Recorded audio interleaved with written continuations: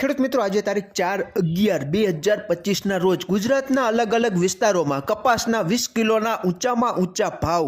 જેતપુર 1562, જોધપુર 1600, જામનગર 1605, મોરબી 1580, કાલાવડ 1560, વાંકાનેર 1524, જસદણ 1520, હળવદ 1539, બાબરા 1545, અમરેલી 1571, ધોરાજી 1536, ઉપલેટા 1565, રાજકોટ 1560, ખાંભા 1551, ધ્રોલ 1531, સાવરકુંડલા 1540, ધારી 1551, અંજાર 1512, બોટાદ 1551, વિજાપુર 1525, પાટણ 1545, ગોંડલ 1571, ભેંસાણ 1570, માણાવદર 1600.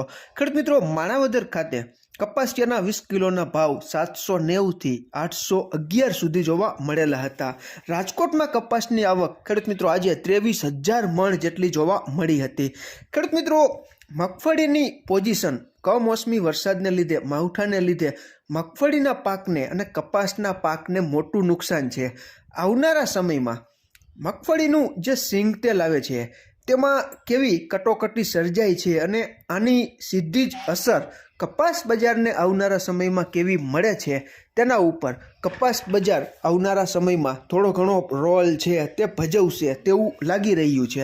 ખેડૂત મિત્રો, તમારે ત્યાં કપાસ અને મગફળીના પાકમાં કેવો બગાડ છે અને અત્યારે ઝાકળ પણ વધારે પ્રમાણમાં ઘણા બધા વિસ્તારોમાં આવી રહી છે, એટલા માટે ઝાકળથી કપાસના પાકને બચાવવા માટે જે કોન્ટેક્ટ અને સિસ્ટેમિક ફૂગનાશક આવે છે, જે વેટેબલ પાવડરવાળું કાર્બેન્ડેઝિમ અને મેન્કોજેબ, તેના ખૂબ સારા રિઝલ્ટ. અતિ સારો કપાસ હોય તો તમે ખેડૂત મિત્રો છંટકાવ કરીને કપાસને બચાવી શકો છો. બાકી ઘણા બધા વિસ્તારોમાં કપાસના છોડમાંથી પુષ્કળ પ્રમાણમાં ફાલ ખરી ગયો છે.